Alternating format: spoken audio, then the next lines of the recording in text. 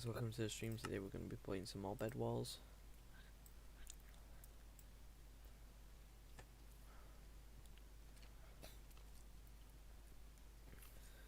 Hey guys, welcome to the stream. Today we're going to be playing some more bedwars. I'll queue into solo bedwars again today.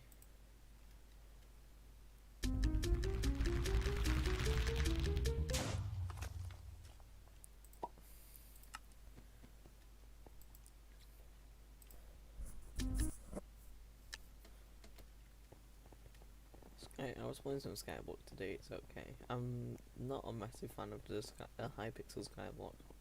Actually no, it was quite fun, it's just I usually play normal Skyblock and it's quite different. It's kind of like a Minecraft RPG if I'm honest. Mainly because of the XP leveling system.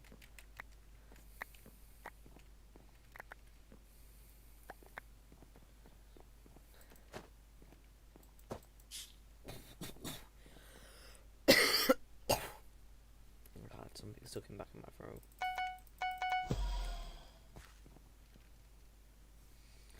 This is one of my least favourite maps just because of where the bed is placed.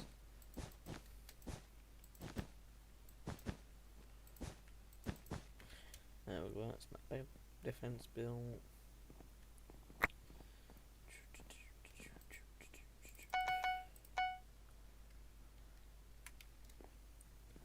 Should have another gold by now. Yeah, I'll get a iron sword and a fireball.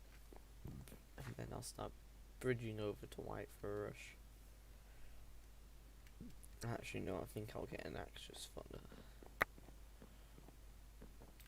the fact that he has a wooden bed defense.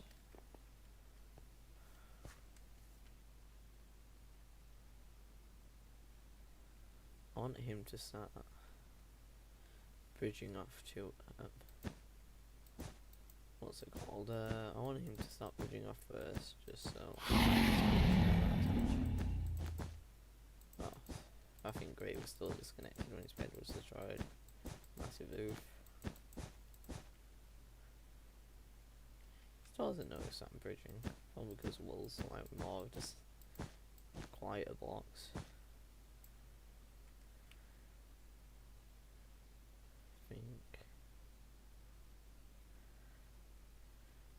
But if and when he does notice me,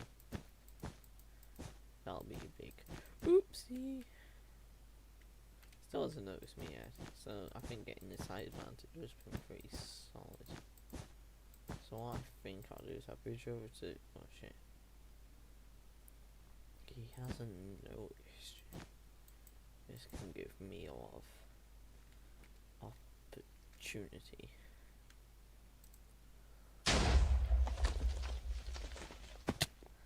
He has endstone. That's fine, that I can get a high advantage from going up here. Although, yeah, oh.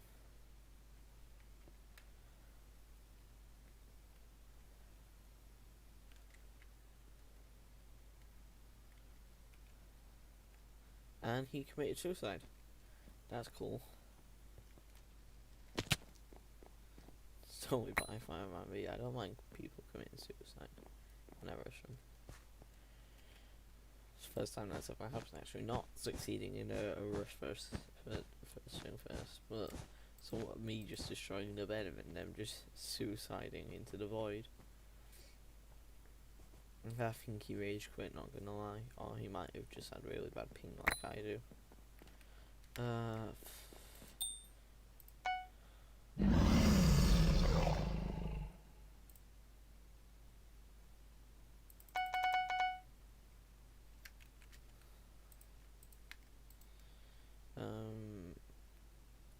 We do need shears, and I do need a pickaxe.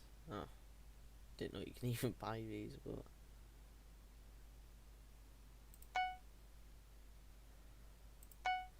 that's fine. And then I'll buy 2 of those. I will move that to there. now we are ready to go and take on Aqua? Yeah, it's Aqua.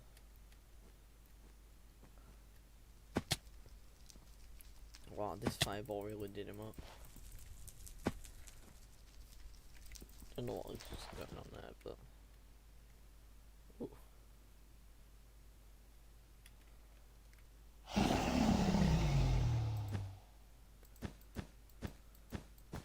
See, because he's horizontally away from my base, it's easy for me to fucking hell, nearly fell off there.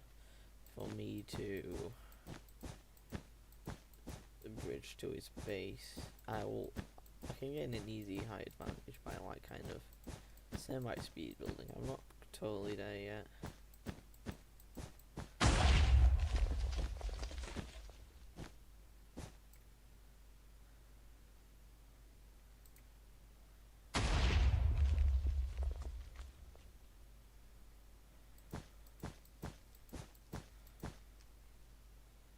I want him to go near the edge again. His bed's still exposed on that side. It's just a matter if I can get him off, jump down. I need him to go there. I'm gonna slowly bridge out here. Come on, I know he wants to just come over here. He's got TNT, so no, I'm not jumping down. He just needs to go somewhere on here, and then I'm solid. If I need to, I'll... Alright, so he tells me he's probably got a fireball now.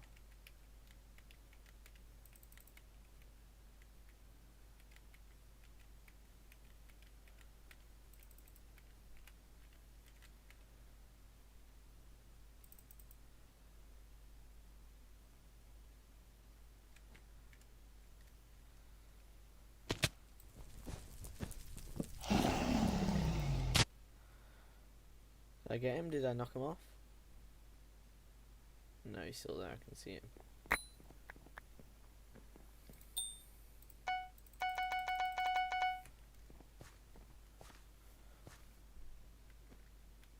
He's not bridged to me. Yeah, is he? No, he isn't. Well, his bed's gone, so if he comes to me, he comes to me. If he don't, he don't.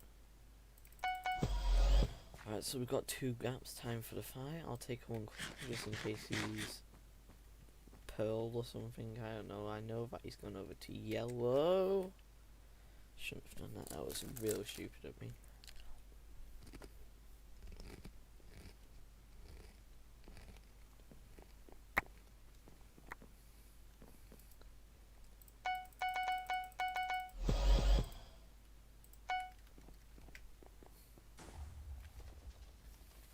Oh wow. So he's not even gonna rush me or like that, he's just gonna pussy out. See, the way I see it, if my bed gets destroyed, I'm gonna play one of 2 ways. If I'm in a 1v1, I'm gonna play carefully. But if I'm in a 2v2, no, not 2v2, but if it's early game, like if I get rushed first thing, I'm just gonna not throw away the game, but I'm not gonna be like, you know, like scared to rush. If anything, I'll rush. He's built up.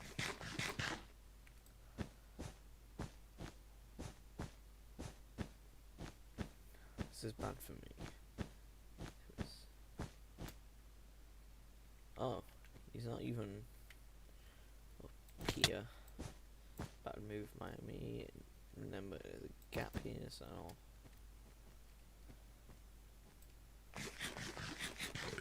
Right, so I've had the gap. So all I need to do is figure out where has he ran off to.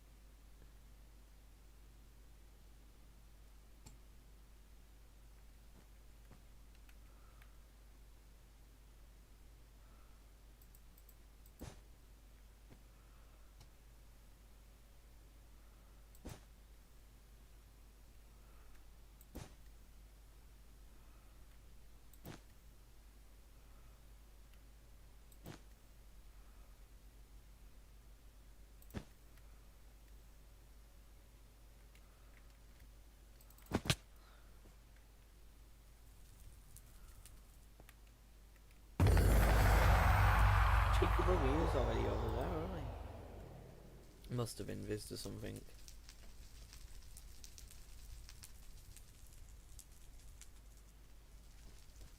I mean, Aqua...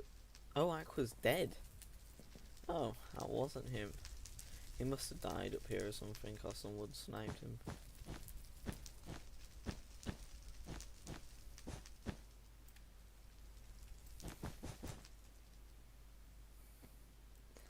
Well, I think what I should... Oh, it's red.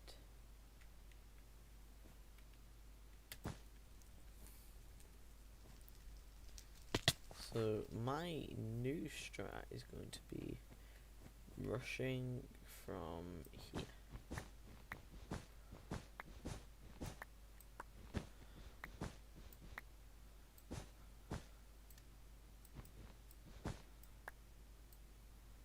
So I want to see, I imagine that I thought yellow would have bridged too.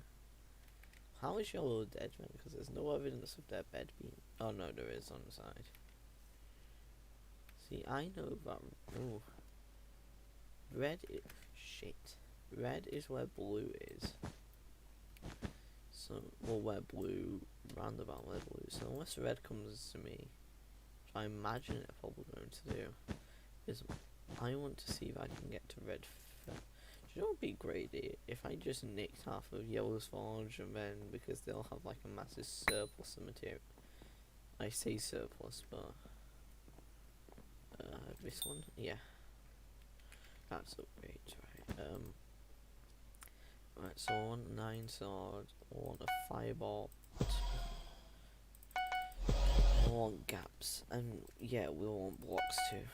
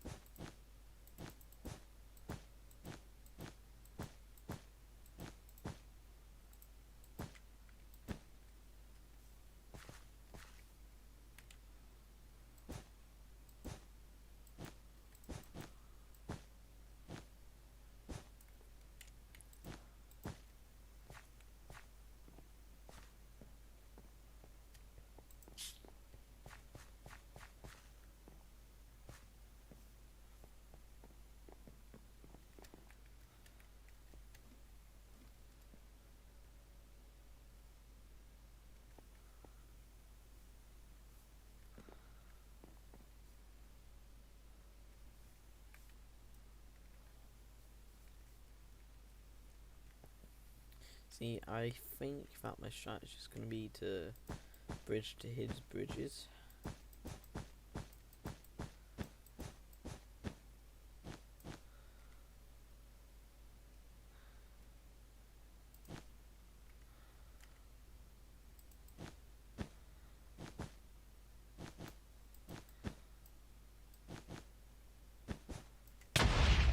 GG's.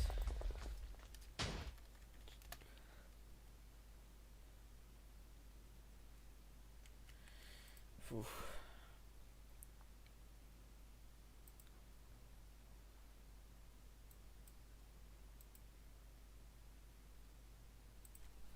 Pog. That is very poggers, you know.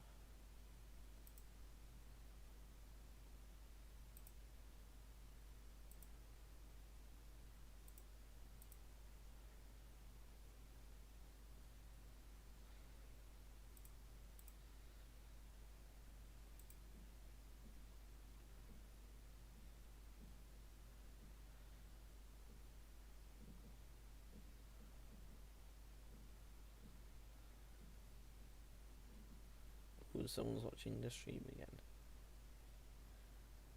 Poggers.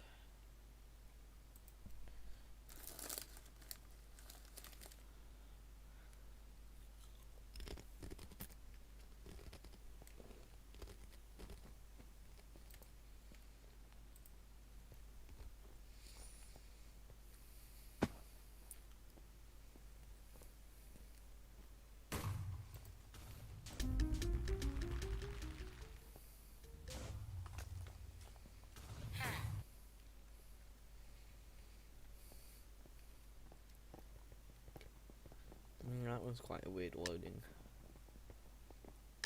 Oh, it's on siege, pog. I want to get pink again.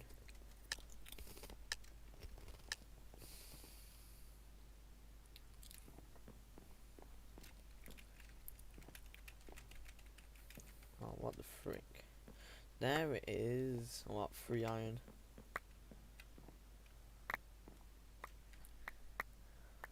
I guess I was moved wrong.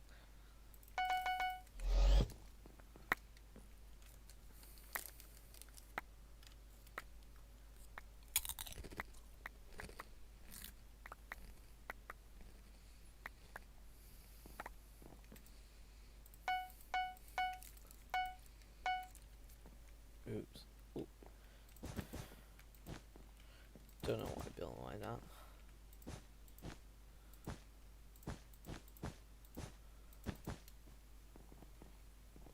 Hit the spray paint. What do you mean? Wait, two. Right, instantly. No, shit, shouldn't have done that. Do you know what? End chest.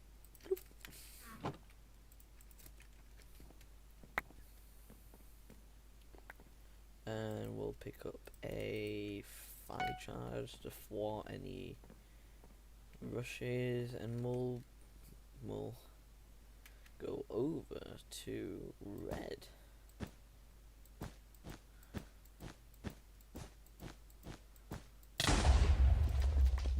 Damn it. Fair dues.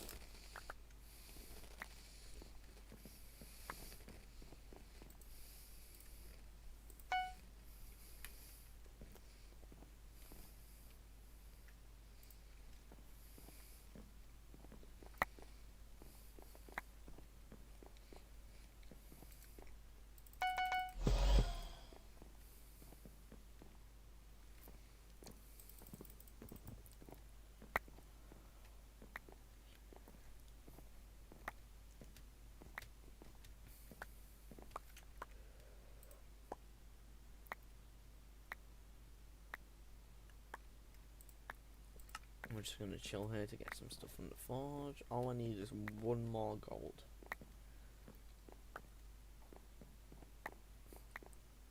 We'll do a quick spin around the defense. Maybe another spin around the defense, and oh my god, it got in stone. And poggers. And that was another 5 all. Oh wow, that was easy, I guess. That was quite. That wasn't very pog.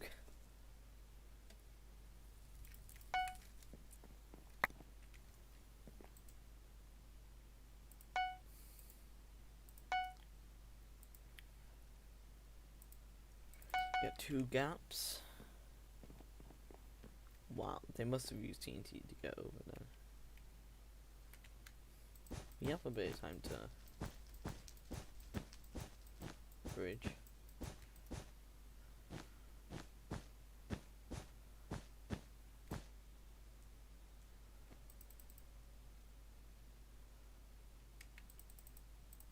Okay, I didn't get a what's this bloke think he's doing? See, what I'm going to do is I'm going to do this and just gain an. Oh, I felt the build type limit. Yo.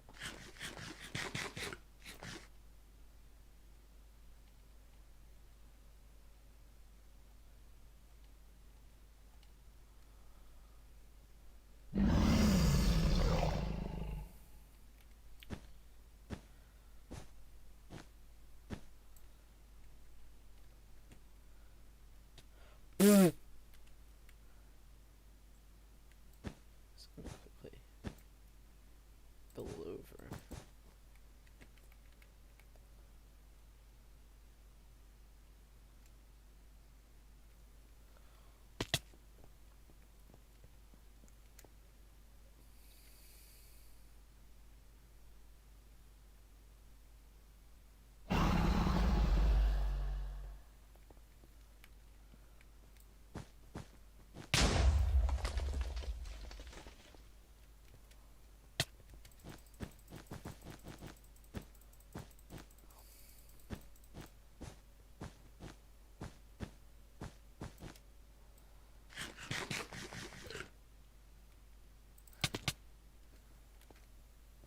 Why did I miss?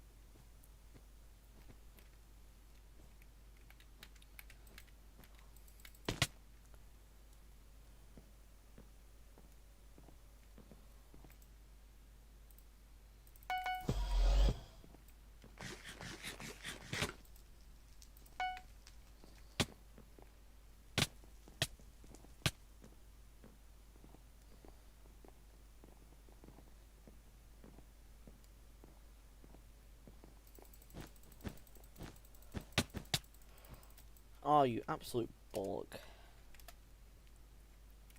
Right, well, I'm getting pretty tired, so I'm going to end today's stream there, lads.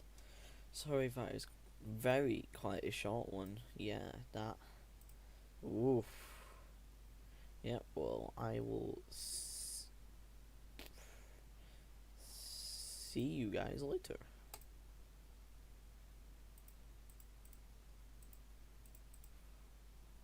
Yeah, well, I will see you guys later.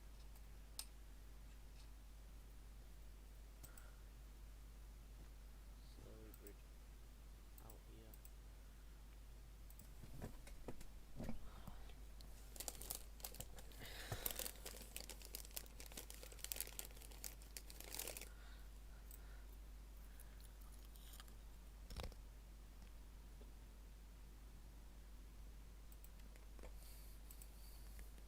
Alright. What? I have never seen these in a chair. What are... Huh? This is like one paper. How am I supposed to build a whole chair from one paper? This is in Chinese. I can't read Chinese. Here's... Is this a detonator? All the nuts and the wrenches are just loose in the box. I don't know what these are. Oh, I just realized I still do. I do Zoom classes. So Romney, why do you have that like weird chair? Oh, I got it for free.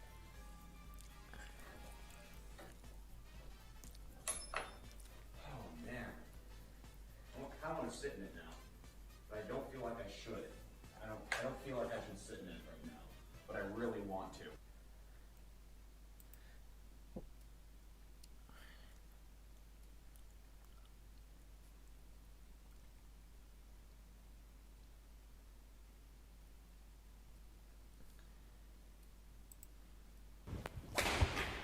This is Kalle Koljonen and Joonas Korhonen, two Finnish national team badminton players. We'll challenge them to a game of badminton, but we'll all play with table tennis rackets. Let's see who wins. Who wins? And two Finnish national team badminton players. We'll challenge them to a game of badminton, but we'll all play with table tennis rackets. Let's see who wins.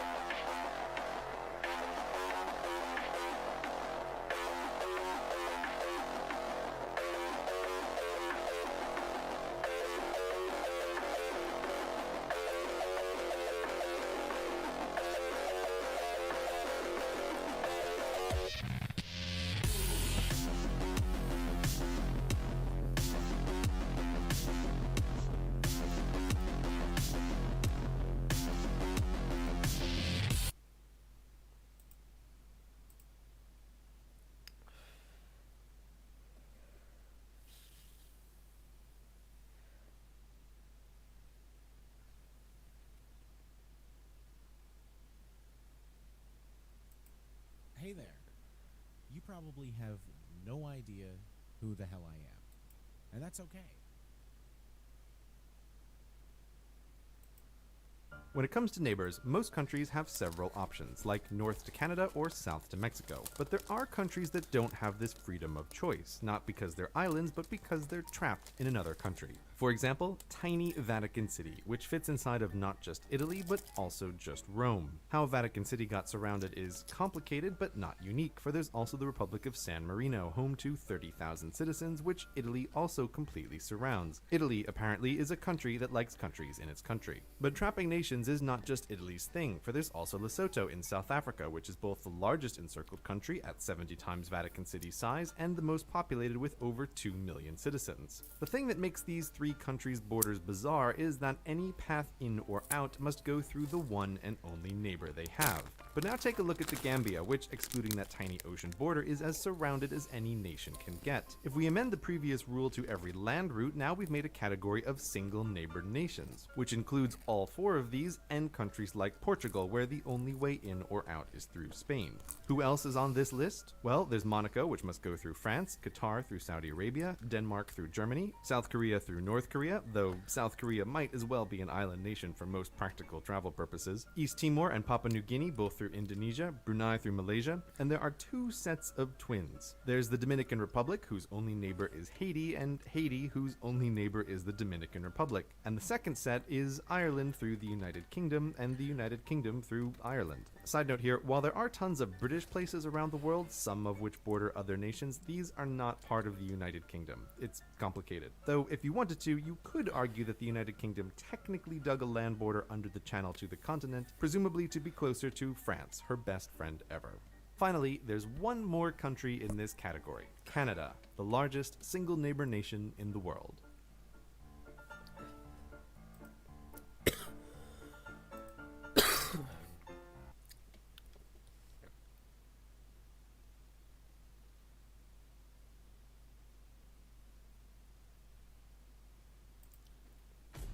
Any vegans here?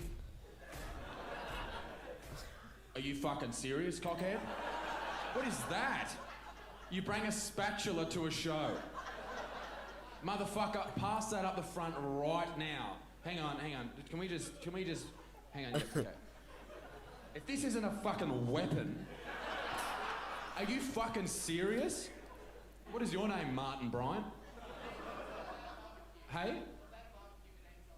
I was at a barbecue, my name's Oscar. That does not explain any of this.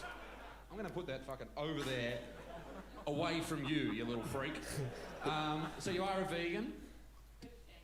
Oh, so you're just like half in. You fucking pussy. Yeah. Just go for it, you may as well go the whole hog. I was in the Queen Street Mall today, and they had vegan protests going on, which was great. Were you there? Okay, good. Hey, you missed out. You're at a barbecue. That would be a bad place for you to be. I don't even know what to say. That's fucking weird. Why would... All right, I will go on with the show because I'm a professional, but that's fucking weird. Do we have any teen boys in the crowd tonight? Anyone here? 18, 19? No, fuck you, mate. We're not talking to you ever again, you little creep. Fucking, you're out of school, aren't you, though, the vegan boy? Yeah. You made it out without shooting the joint up. Good stuff. One more year, I'm gonna fucking shut.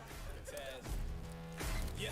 Set me free and give me death, there ain't no other choices. When I lay down and go to sleep, I keep on. I do love doing stand-up. And the thing is, like, when you tell someone that you're a comedian, it's a very interesting discussion. Because they ask me, what do you do if there's a heckler? Now, I am used to hecklers. I started my stand-up career in Newcastle at pubs with drunk fucking idiots, and then I moved to Sydney with more drunk fucking idiots, and everywhere, right?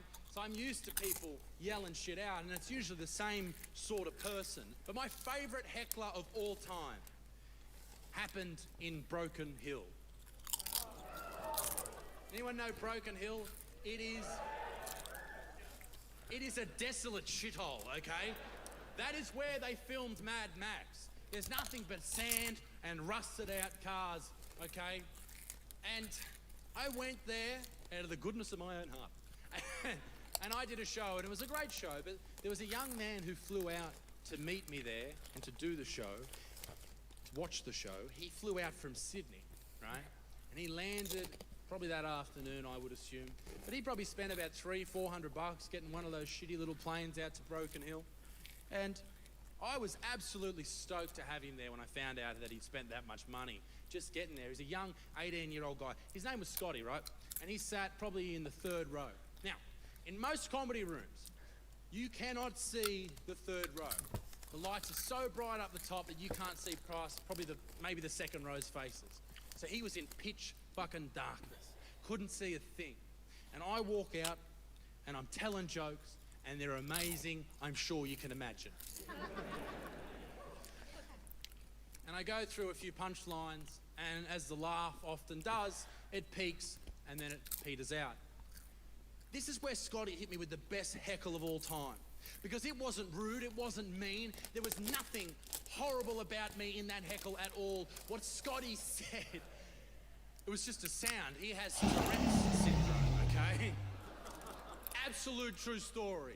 Sitting in the third row, I walk out, tell a joke, it peters, the laughter goes to silence, and all I hear from young Scotty is,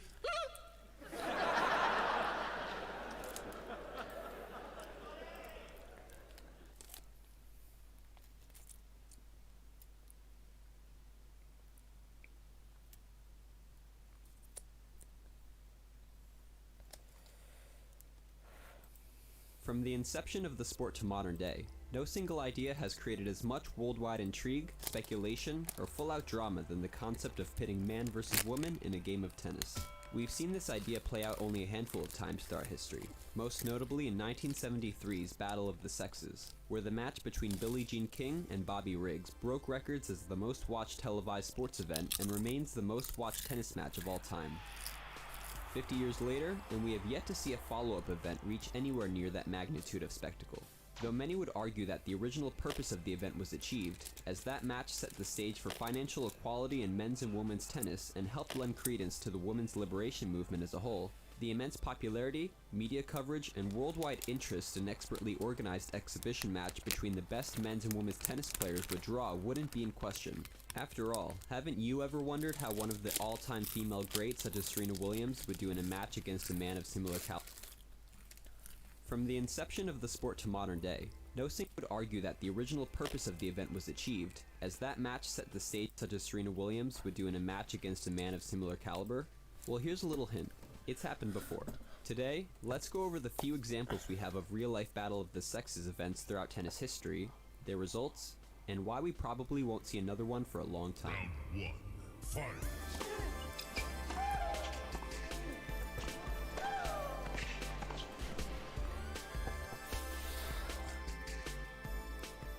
Much of the initial fanfare regarding the idea of a tennis match showcasing man versus woman was because of this man, Bobby Riggs. One of the world's best tennis players throughout the 1940s, having been ranked #1 on multiple occasions and having 6 major titles to his name, Riggs was known just as much from his professional years as he was for his post-tennis career, a tennis promoter, hustler, and gambler.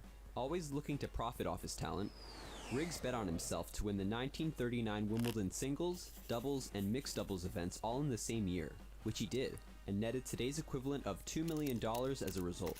In the early 1970s, he publicly criticized women's rights advocate and top female player Billie Jean King, who at the time was championing for equal pay of all tennis players regardless of gender, saying, "A woman's place is in the kitchen and the bedroom, and not necessarily in that order."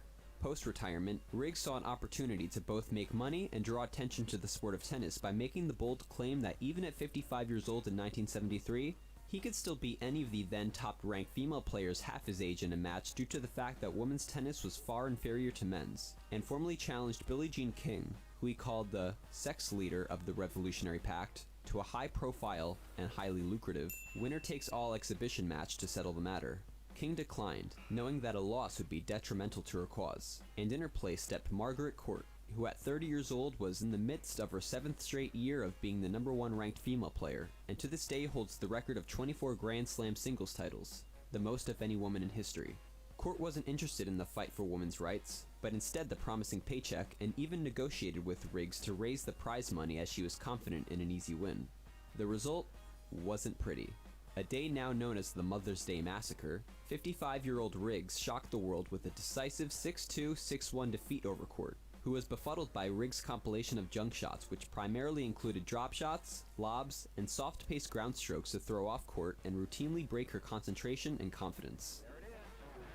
A win which earned him a place on the cover of Sports Illustrated in Time, Riggs was beside himself and publicly taunted King regarding his win. Though court had no plans to further the agenda of equal opportunities and pay for women, her role in the match ultimately proved harmful for the movement. And with that, Billie Jean King finally agreed, with everything on the line, to a second match, which would ultimately be dubbed what we now know as the Battle of the Sexes.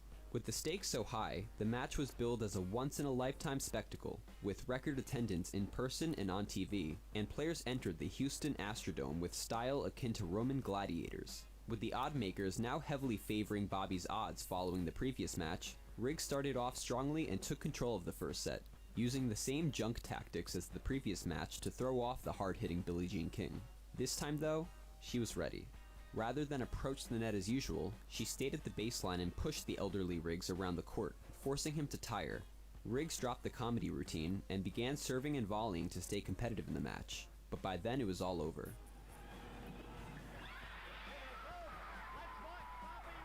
Billie Jean's straight set victory over Bobby Riggs would prove a pivotal moment for women in tennis, a match that paved a path for equality in a sport dominated by male chauvinism. Though a 2013